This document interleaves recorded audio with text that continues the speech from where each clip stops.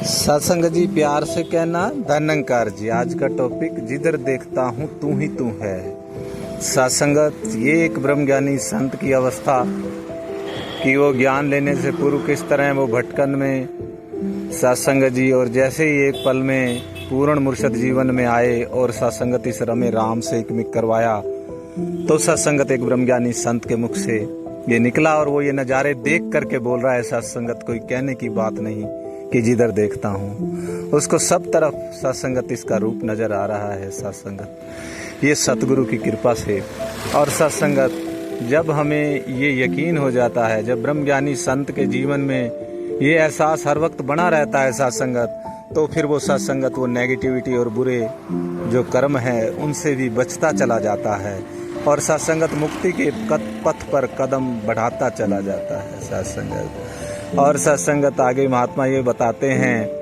कि ये हर वक्त इसका आनंद लेता। फिर वो निरंकारी परिवार के एक बच्चे से जब पूछा गया कि ये प्रभु परमात्मा कहाँ है, तो सत्संगत बड़ा ही सुंदर जवाब दिया बच्चे ने। उसने बोला कि आप ये बताओ कि ईश्वर कहाँ नहीं है। सत्संगत ऐसा जवाब एक ब्रह्मज्ञानी संत के परिवार से ही हो सकता है, वरना तो सत्संगत आज संसार इतनी भटकन के अंदर सदियों से हमने देखा, सत्संगत पुरातन काल से ढूंढा जा रहा है। गुफाओं में, कंदराओं में उल्टे लटके हुए, सीधे लटके हुए कितने कितने प्रयास कर रहे हैं, फिर भी ज्ञान नहीं। बरसों बरस तपस्या करी, सत्संगत कुछ नहीं, क्योंकि जीवन में पूर्ण मुर्शद नहीं था। कैसे प्राप्ति होती? आप हम सभी सत्संगत बड़े भागों वाले हैं। सत्संगत जो ऐसा कृपा हुई सतगुरु की, सत्संगत हमारा कोई कर्म नहीं, इसकी कृपा, इसका आशीर्वाद।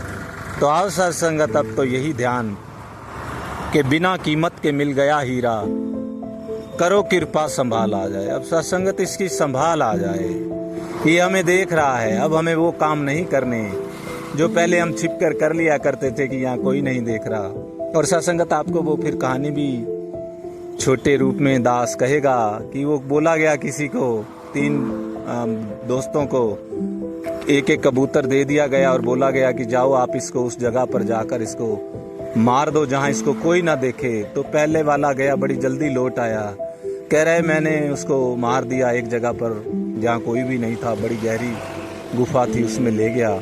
दूसरा फिर कहीं थोड़ी देर में आया, वो कहीं आगे जा कर के ऐसी जगह पर ढूंढ कर वो भी मार करके आ गया। और तीसरा उसको ऐसे ही ले आया, कहने लगा गुरुजी ऐसी कोई जगह भी नहीं है कि जहाँ ईश्वर नहीं है, इसलिए ऐसा संभव ही नहीं है। सत्संगत ब्रह्मज्ञानी की ये अवस्था वो दावे के साथ देख करके बोल रहा है, कहीं ऐसे सुना हुआ लिखा हुआ नहीं बोल रहा है सत्संगत। और सत्संगत ये पूर्ण मुर्शद की कृपा से होती है। आज आप हम सभी भागों वाले हैं कि जहाँ इसके एहसास, इसका आनंद ले रहे हैं, वहाँ साकार सतगुरु रूप से इससे बातें भी हो रही हैं, ये दिशा निर्देश भी दे रहे हैं, बता रहे हैं कि अब ब्रह्मज्ञानी संत का जीवन कैसा होना चाहिए। तो आज सत्संगत शुक्राना करें, ये एहसास हमेशा बना रहे।